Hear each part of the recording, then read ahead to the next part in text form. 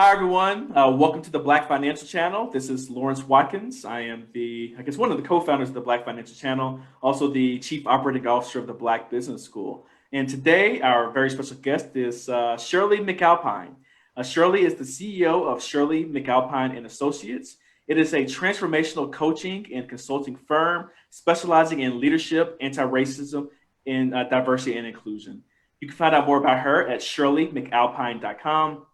Shirley, Shirley, McAlpine, McAlpine.com. And today we'll talk about a lot of things. Actually, we talk about what's going on in the world, and we can also talk about what's going on with her business development. So, Shirley, how are you doing today? I'm doing really well, thank you. And I'm looking forward to our conversation today. So thanks for having me on your show. Yeah, I'm definitely looking forward to it as well. So, for the audience, can you tell them a little bit more about Shirley McAlpine and Associates and how you've gotten to this point in your career? Yes, sure. So first, as you can hear, I'm from the UK. And so I started my business way back over 20 years ago doing consulting and coaching in London. And then in the last 8 years, I've been running my business in the US. And I specialize in leadership development and executive coaching, and as well as a focus on anti-racism, diversity, and inclusion. And I've been doing that. So I kind of was working in that field before I decided to set up my own entity 20 plus years ago, like 22 years ago, and have just been building it on from there. And I work with a wide range of organizations, from large corporate like BP or L'Oreal to small, not-for-profits or foundations, and then smaller organizations, and I have a number of passion projects. So it's for years it's been a more traditional coaching consulting business, and then last year, lucky for me, in January 2020, I launched an online training business where I focused around developing a program called Execute Your Dream, which is aimed at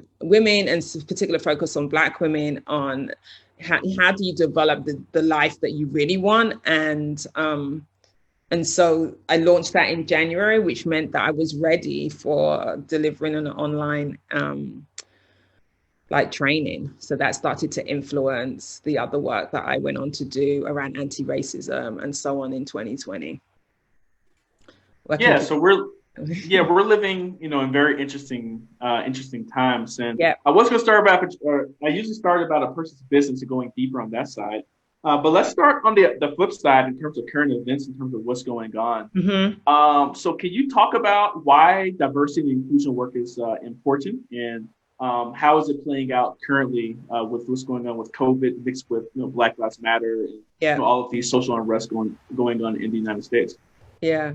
Well, I've been working on D&I, diversity, inclusion, or diversity, equity, and inclusion for as long as I've been in career. I want to say from the beginning of my career, like at the age of 18, I did an internship at the Cabinet Office in the UK, and it was in the inequality unit. And that's where I discovered that you could, understood about fairness and the lack thereof, if you like, around race and gender and all of those things before. But at 18, I discovered that you could work in that and the type of work that you could do.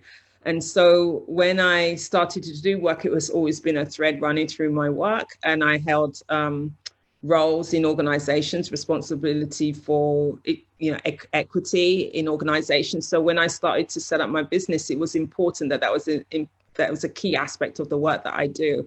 And it's important because even 20 years on, I'm still having the same conversations with organizations about how do you transform the cultures such that, number one, you start to have a much more diverse workforce. Number two, they get access to the same levels of opportunities for progression and fulfilling their potential. And three, that the culture is one that's welcoming, and that people get to express themselves and be who they are in those organizations. And so I'm still doing the similar work that I was doing 20 years ago. And that's what's so disappointing in some respects. And in fact, the anti-racism work that I'm now doing is after a spell. Like I took a spell where I wasn't offering that as a service. I needed to take a break from it.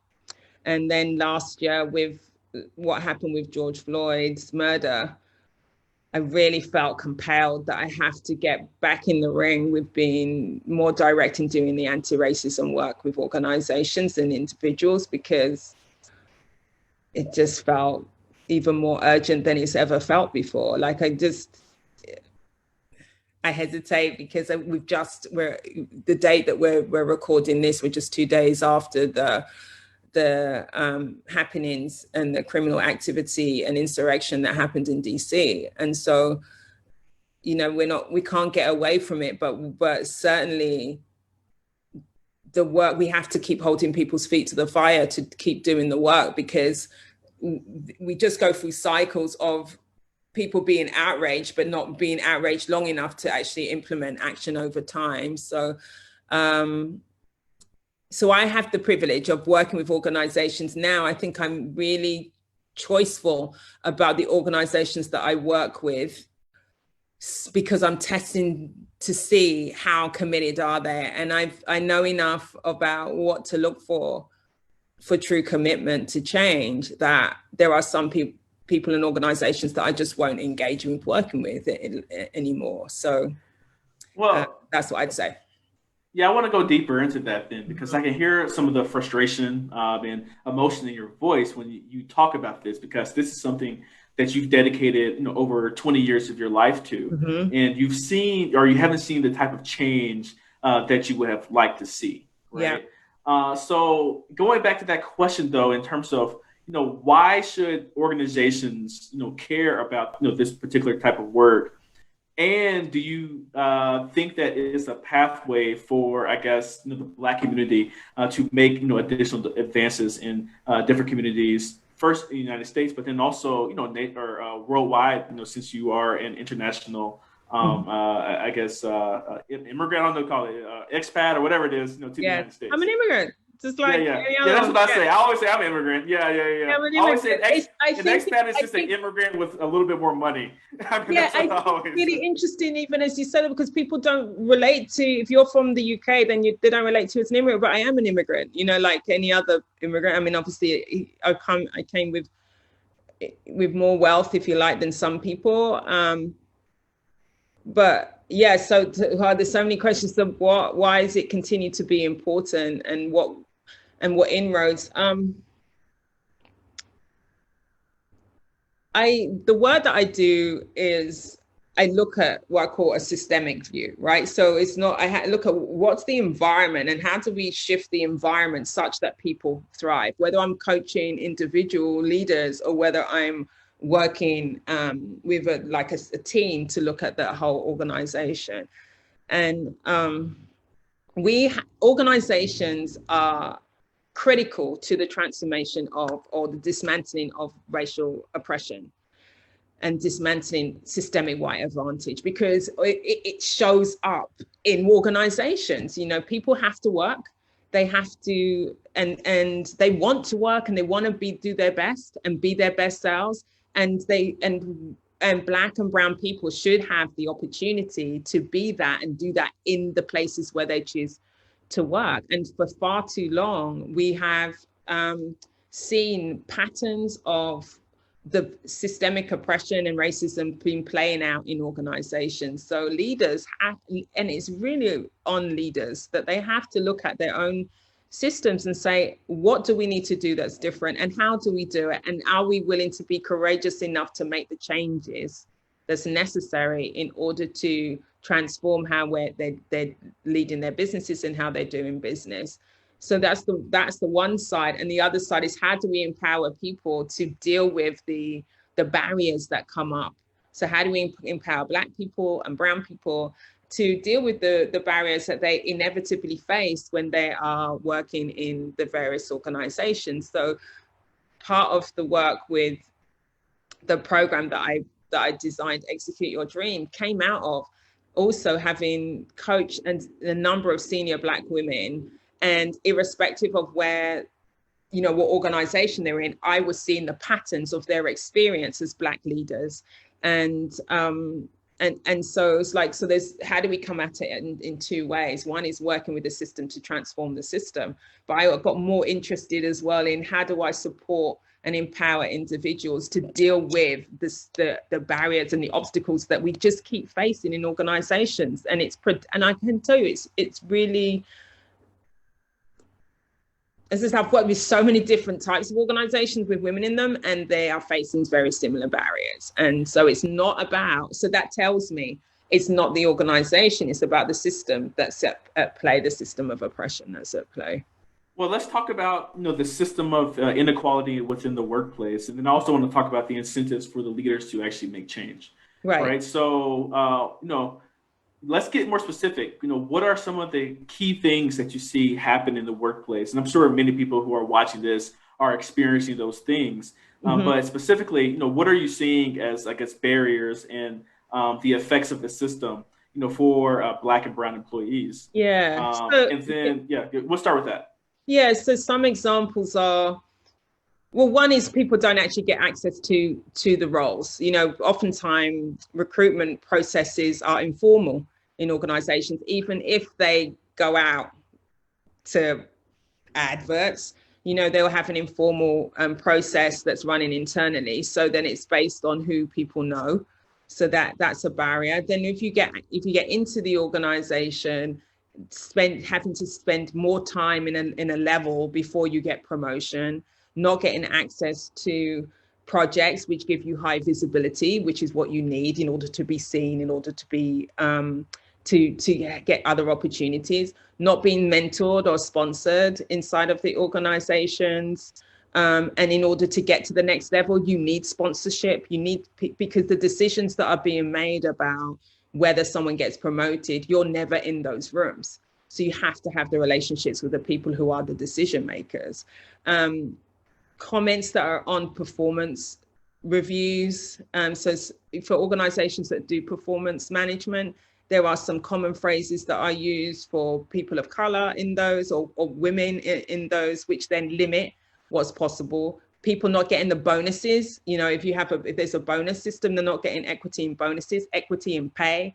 So there's you can see when you are starting off. And the other thing is, are people set up to win in the roles that they take on? So where you might have mentoring is so important. So when you arrive in an organization and you're given a role, is someone there supporting you and to help you understand and navigate the system in a way that happens more, I want to say more organically for people, for people who are in the predominantly white spaces. So when you start a role and then you have all these obstacles, then what starts to happen is, one is that you have to work so hard to navigate the obstacles as well as deliver your role, because you don't get to not perform. In fact, you have to often outperform in order to get to the next stage. But you've also got to use your energy to navigate the obstacles. And sometimes people aren't even aware of just how many obstacles there are, or can they read when it's happening, and it's exhausting. So that's a number of them that are the things that we're constantly having to support. And the other thing, I want to say another thing that can happen is the microaggressions that people then deal with every single day is debilitating. And so when you think about the barriers, the systemic barriers that I've described, plus the microaggressions, plus they then have to deliver their work, they're already at an unfair advantage inside of the system. So it's a lot. And when I'm working with organizations who are committed, then it's like, let's look at what are the barriers that exist in your organization and how do we start to dismantle them. Let's look at the microaggressions that exist.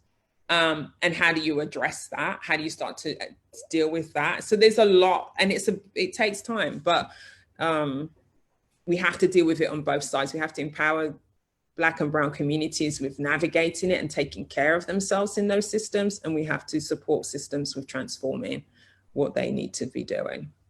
Well, let's talk about those systems of transforming. I guess that's my next question is the incentives for leaders because I was over here just looking at I thought this was true, but the Dow Jones Industrial Average is the highest it's ever been in the history of the Dow Jones, right? Even though we're going through all this strife and turmoil, the big companies that would be definitely implementing this type of work, they're thriving more than ever. Right. And they're thriving a lot of times, especially in the tech sector, without very many Black employees. And many of the Black employees feel marginalized. And I know it goes beyond tech and finance, but those have been some of the main drivers of the economy.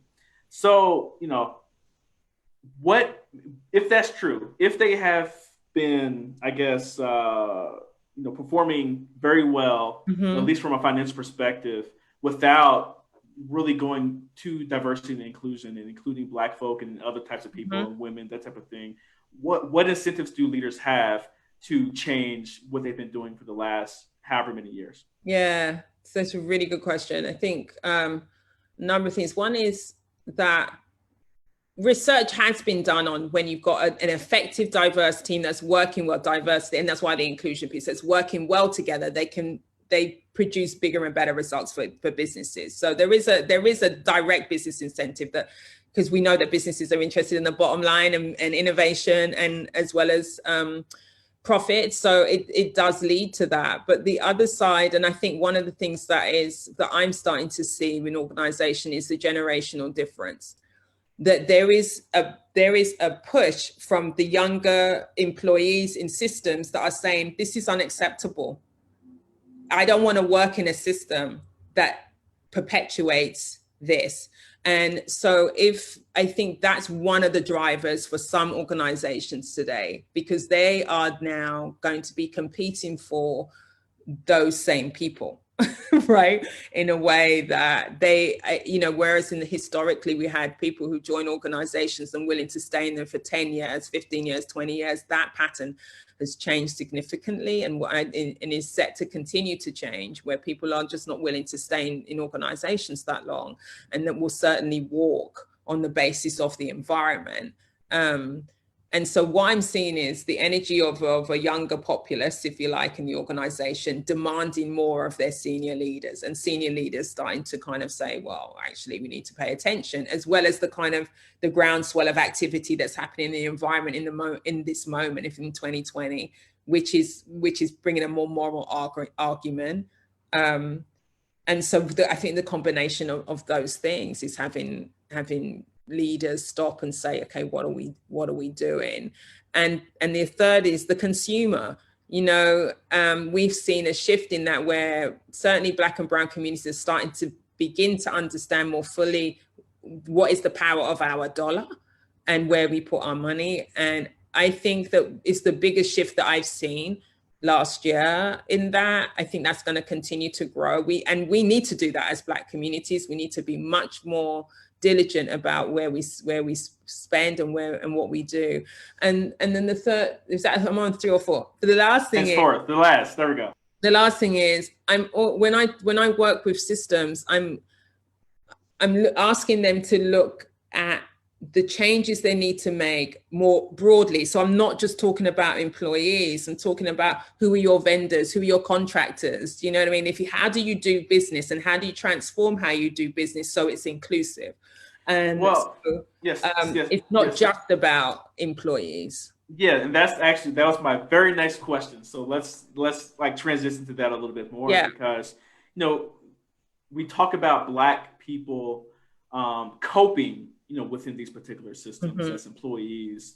And I think, to a large degree, we've come to accept that is the way things have to be, or a lot of people have just come to accept that. I know we work with a lot of individuals who say, I would like to leave my corporate job, but the pay is so good that I don't really want to take that risk. But what I'm going to do is invest in my child so they have better and more opportunities than I had at age 22 or 25 or whatever it might be. But I want to know, I guess, what you think about, I guess, Black people getting out of the system, I guess, like you did, right? I got out of the system, yes. Yeah. You consult on the system, but it's your thing that you're consulting on. Yeah. But then also, once they're out, what is the role for diversity, equity, and inclusion, and how could they still benefit from just the different things going on in the sphere? Yeah. So I think that there's so much. Now we know there's no shortage of Black talent, because that in all of this DEI conversation, it's not through lack of talent and Black talent that's out there. It's that the organizations aren't harnessing that Black talent, and then when they have them in the organization, they're really not allowing them to thrive. And so in the end, people get annoyed, it gets exasperated and they leave. So if you see the other pattern you see in organizations is when they do have Black talent, they get to a certain level and then you'll see some attrition. And so you'll start to bleed because they get to a level and they're like, oh, it's still bad up here. So even when I get to a senior level, it's still awful. And so some people leave and they set up their own businesses. I think until organizations start to transform, you'll continue to see the attrition because it becomes too much. And I actually feel like even though I did that, I had the same, I was done. So I did that 20 plus years ago. Not everyone is cut out to be an entrepreneur or wants to be an entrepreneur. And there are some people who are leaving their businesses, leaving their organizations to set up businesses and are not making a good enough living out of their businesses. And there are others who are setting up the business and are absolutely nailing it and absolutely thriving. And I think one of the ways that Black communities are going to build wealth is through entrepreneurship. I mean, and then we can, as Black people build their own businesses, then they will more likely employ Black people. And so I think that's an important aspect of building wealth in Black communities. But I actually feel like we need to make sure that organizations transform so it allows people to make a choice, not from feeling desperate, but really feeling like I am an entrepreneur at heart. I need to go and set up my business, but not versus I have to set up my business because this is untenable for me. And so I'd like to see a world where we get closer to both of those things. But in the meantime, if someone needs to leave, I'd like to make sure that when people do leave, that they are set up to win in their own entities. Does that answer your question? I can't remember if I went on. No. I mean, I think you did answer. That. I think it's one thing. And then also supplier diversity and other types of things. Yeah. You can still benefit from the diversity and inclusion work. Once you do decide to go on your own. Yeah, exactly. And the other thing I want to say, though, about DEI in organizations, which I see, and I think we need to pay attention, and how you can start to see whether someone's serious, an organization is serious. Many people have DEI roles, chief diversity and inclusion officers, and so on. But one thing we need to check is how do they have a team? How much money how big is their budget? What's the strategy? How many people in the team in relation to the size of the organization? Is it funded as a business unit, just like any other business unit? Or is it underfunded? And one of the patterns that we see in organizations is having the DEI role, but not actually relating to it as a business unit that requires the same amount that requires a budget and a strategy that needs to be implemented, and it requires resources in order to implement the strategy.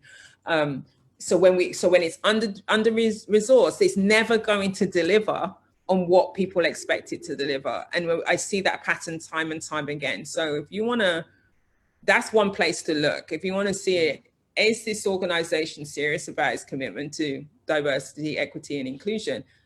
See what they're doing around their DEI function and how they're setting it up, or how they're approaching the whole strategy, and that will tell you something about it, because organizations definitely need to do better in that regard. Everyone, I'm here today with Shirley McAlpine. Shirley is the CEO of McAlpine and Associates. It's a transformational coaching and consulting firm specializing in leadership, anti-racism, and diversity and inclusion. You can find out more about Shirley at her website, shirleymcalpine.com. That's Shirley, SHIRLEY, McAlpine, MCALPINE.com. So if you all like this video, please go ahead and press the thumbs up button. Please make sure you share and subscribe to the Black Financial Channel if you would like to receive more financial content like the content that we're producing today here with Shirley. Shirley, let's get into your business a little bit. So you have had your company for a really long time. You started in the UK, and then you moved to the United States. I want you to talk about how it's like being an immigrant and running a business in the United States versus the United Kingdom. What are the similarities and what are some of the differences as a Black woman? So when I started, one of the things I want to say, when I left the UK, we didn't move with a company other than my own. We didn't move with like a big corporation or anything. So what happened was it meant that I left my clients behind. Apart from one, I was working with a global company at the time, so I was able to continue that work from the US. And so by that time, I'd been in business, obviously, for like 12 years. There are many similarities in terms of the work that I'm doing around leadership and around equity and so on, because the fundamentals around who you are as a leader and how you show up as a leader is the same, you know, whether you're in the UK or in the US. I think one of the reasons why I wanted to move, so whilst I have issues about where we are today around the issues around race and diversity and inclusion, one of the things I recognized in the UK was we were making so little progress in seeing people like me in leadership roles. And I got tired, you know, I was like, I've been working for so long and I keep going into these systems and working with leaders. And then I'll be lucky if I see a woman in the room, to be frank. And then if I see a Black person in the room, and if I see a Black woman in the room, I mean, I felt like I'd hit the jackpot one day, you know, so it was so rare. And I had, of course, I had been going back and forth to the US over the years, and I wanted to be in environments where I was more likely to meet someone like myself. And that does happen in the US. You know, I have been fortunate to meet so many more Black leaders since I've been here, and it's still far to go, but we are much further on than where the UK is, and that was a source of frustration. So even though I still had a thriving business there and it was great,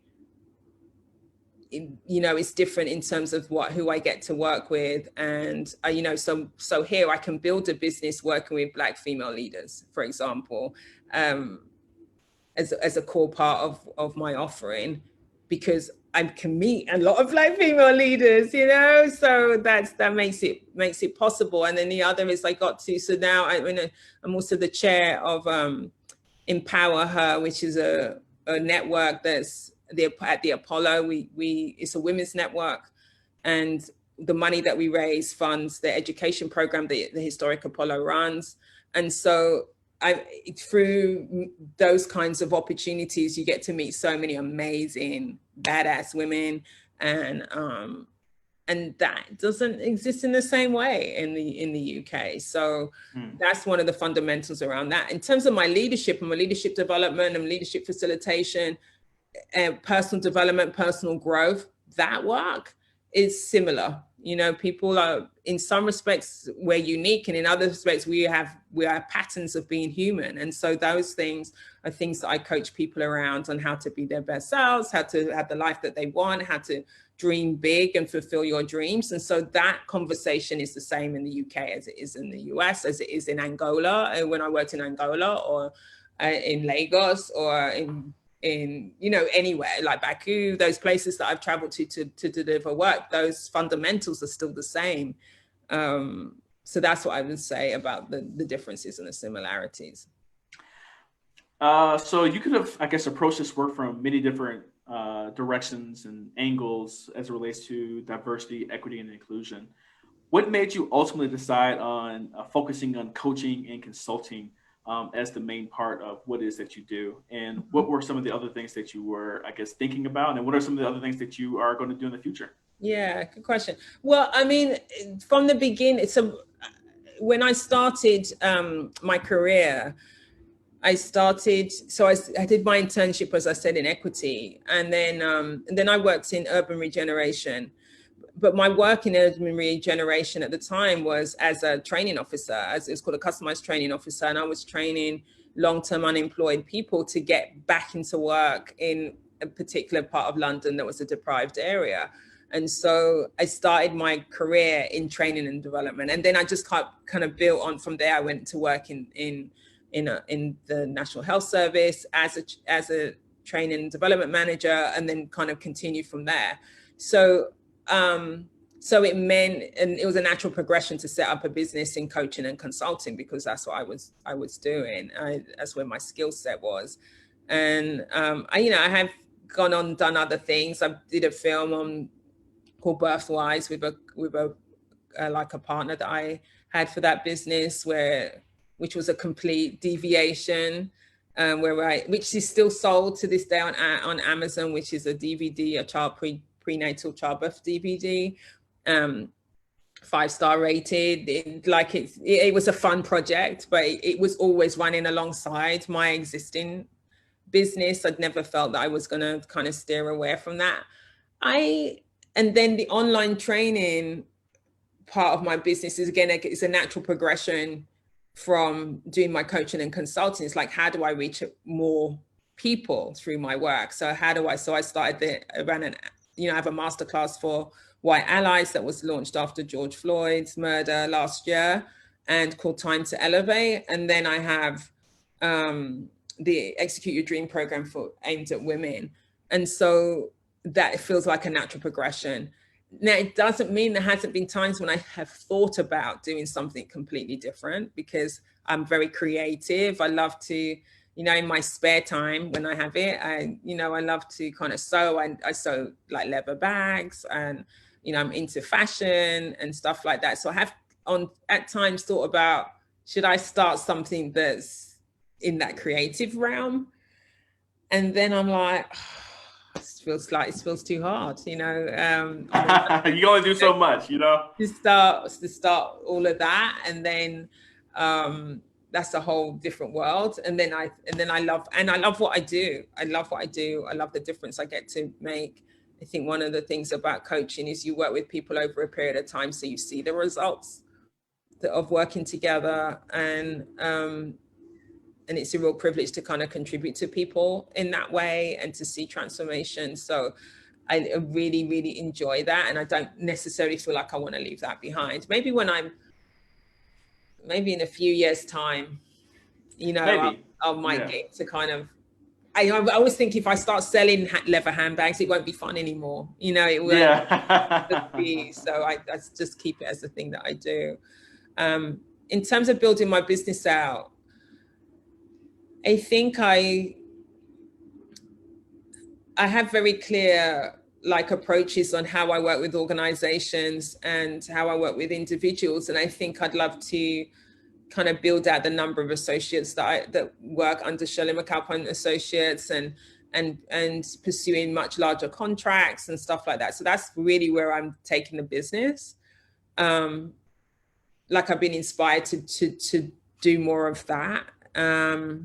With Shirley McAlpine and Associates, and building out my online footprint as well is where the direction of it's going in all the realms that I care about, doing that work. Got you. Perfect. So if someone wants to use your services, and let's say they're working for a company, there's I really like Shirley, I would like to, learn more about her. How can people learn more about you and what you have to offer? Sure. So the best thing would be to reach out to me, to be honest, and you can contact me at shirleymcalpine.com. My email is my name, shirley@shirleymcalpine.com, and just let me know. We can jump on a call and figure out if there's synergy in terms of what you want to work on and what I have to offer. So yeah, absolutely. That's the best way to get in contact with me, is either from my website or just email me. I have Instagram and all of that, but the best way is there. Perfect. So before we get out of here, so reach out to Shirley, like she said, and like I said, reach out to Shirley if you have DE&I work that she could definitely work on. Mhm. You also have a new course coming out too, right, for Black women? Yeah, so my course kind of launches periodically. Execute Your Dream. So if you are someone who is committed to like living your dream life versus the life that you have, and listen, there could be nothing wrong with the life that you have, but are we really living the life that we really want? And given these times, which are really tell us how precious life is, so the program is about you supporting you with dreaming big and then getting into action on your dreams so you can have your dream life. So get in contact me with that. And I also do obviously executive coaching and coaching of senior Black women. So if you're a senior Black woman and need some support, please contact me. Perfect. So before we get out of here, Shirley, I have 5 questions that I ask all of our guests to end each interview, and I would like to ask you the same. You ready? Yep. All right, number 1, what is your favorite book of all time? Actually, your favorite business book of all time. Favorite business book? How to Be a Resident Leader.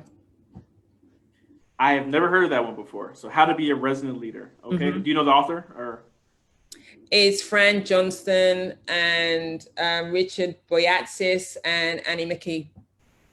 Okay, I use that book a lot with my clients.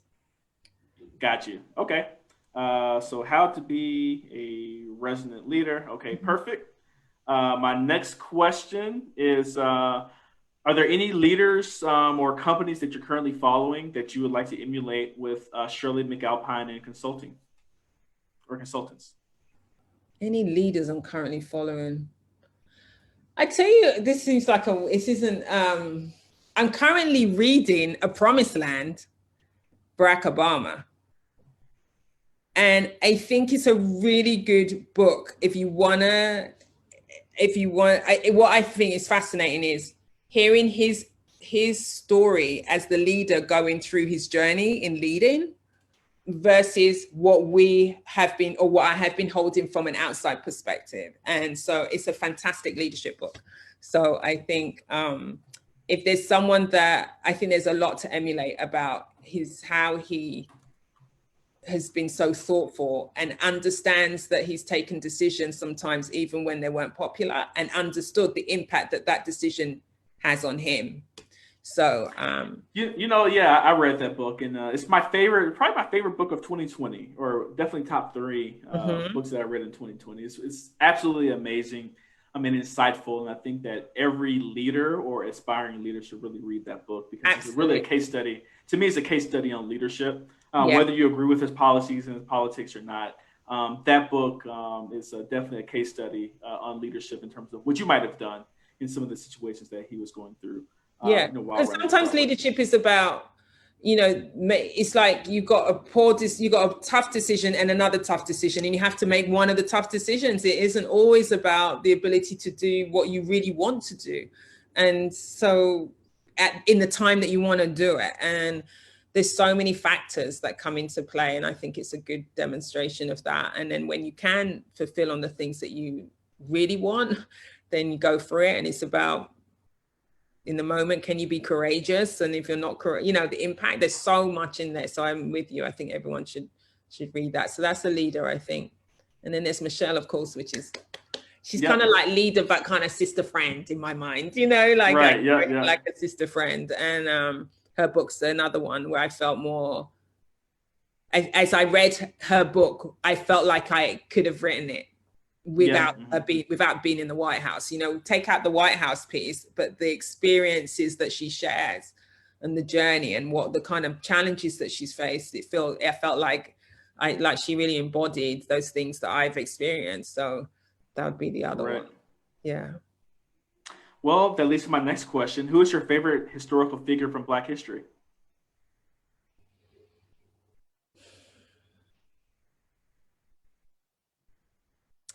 I'm going to say, so many people running through my mind right now. I'm going to say Nelson Mandela. Okay. All right. And why is that? I think he had the foresight to know at which points to push, at which points to negotiate, at which points to to stand up and then when to forgive. And even though there were some many decisions near the end, particularly that I think I wouldn't necessarily have aligned with him on some of the things around how he managed, the conversation around AIDS and stuff like that. But he was just a phenomenal human being. And he was also, that was also happening in my lifetime in a way that the Martin Luther King story isn't, for example, or other stories. So I grew up with, in the UK, people stand outside the South African embassy, protesting until he got released. I remember when they released him, I remember watching that on TV. So it's, the history happening in my lifetime in a way that had such a big impression on me. And that he was so forgiving was just phenomenal for a man who spent so many years. And then I've been to Robben Island, so it feels the connection to this historical figure as well. So. Got you. Okay. Yeah, that's a great choice. So Nelson Mandela. Number 4, how many hours of sleep do you get at night? At least 8. If I can get 10, I'm in good shape. That's on the high end. I've never heard anyone say 10. At least 8. 10. Mm-hmm. Yeah. That's the older you get, you can't hack it. Yep. I definitely agree with that. So no, that's awesome. So okay. And my last question is, if you can go back in time and talk to your 20-year-old self, what would you tell her? What would I tell Shirley, the 20-year-old?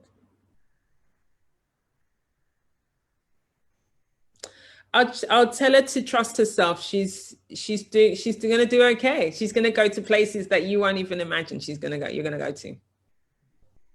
Got you. Yeah, perfect. That's what I'd say. And be bold, actually. That's the other thing. Be bold. Mm-hmm. Yeah, I'll go back to myself the same. Be a little bit more bold. Be more bold. Yeah. Excellent. Yeah. Shirley, well, thank you so much for your time today. So as a reminder, everyone, I've been talking with Shirley McAlpine.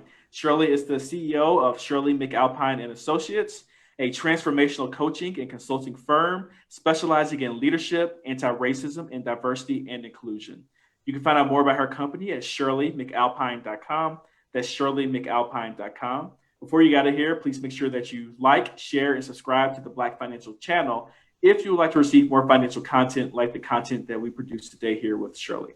So on behalf of Shirley McAlpine, my name is Lawrence Watkins. You all take care, be blessed, and have a wonderful day. All right, bye-bye. Bye.